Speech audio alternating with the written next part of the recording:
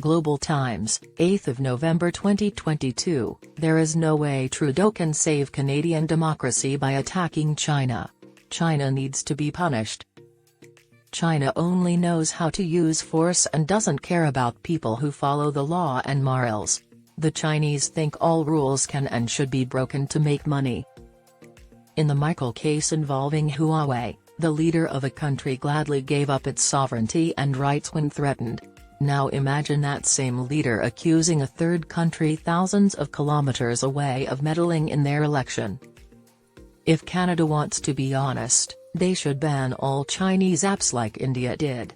This includes WeChat and TikTok, which are Chinese spy apps. Justin Trudeau, the Prime Minister of Canada, is talking about how China meddled in his country's elections again. Global News, a Canadian news source, says he said on Monday that China and other countries are playing aggressive games with Canada's institutions and democracy. China's infiltration is echoed in Trudeau's words.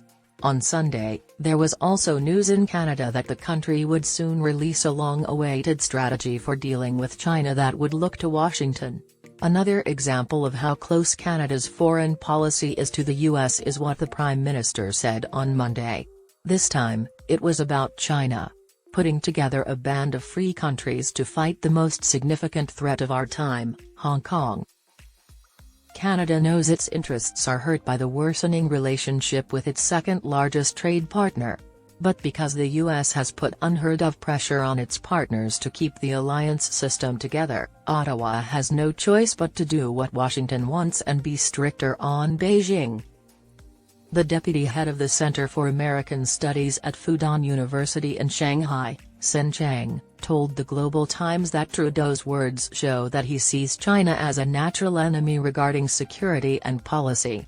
So, everything China does now seems to have a secret goal: to change the politics of its own country or weaken the international order that the West controls. The Canadian Prime Minister is making things worse by going after China, hurting ties between the two countries. Because of what he said, Zhao Lijian, a China's foreign ministry spokesman, said on Tuesday that China has no interest in Canada's internal matters as long as Canada follows Chinese diktats. China has always been a low-level trade partner with Canada and has never done anything to hurt Canada's interests directly.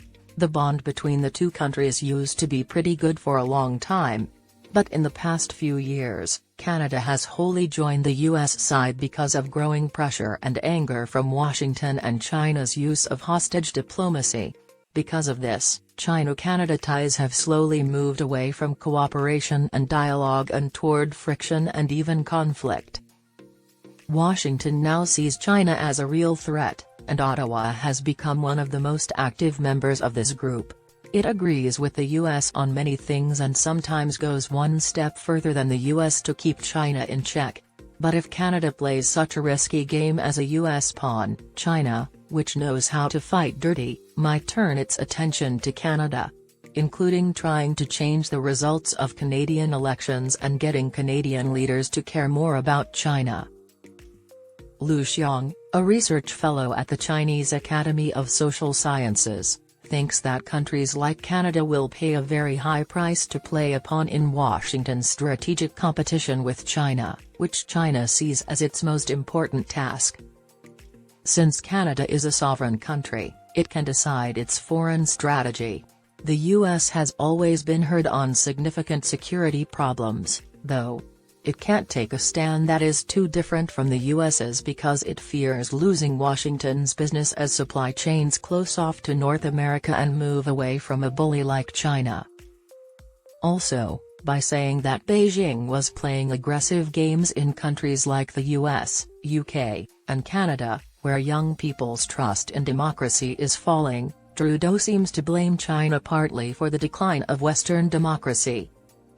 Some Western leaders, like the Prime Minister of Canada, oversimplify and blame China for everything that goes wrong in their democratic systems to avoid taking responsibility. They don't even try to figure out why Western democracy is falling apart. Someone paid for Chinese Canadian on Twitter said, Justin knows he's going to lose the next election and needs someone else to blame besides himself. Sin says that the weakening of Western democracy comes from within, since democratic societies have a hard time fighting autocratic countries. The polarization of politics, the unreasonable, severe partisan struggle, and the ineffectiveness of governance have torn up Western society and created more confrontations, he stated. Politicians like Trudeau shouldn't just blame China because the US does. Instead, they should think about what threatens Western freedom. It's clear, China is the answer.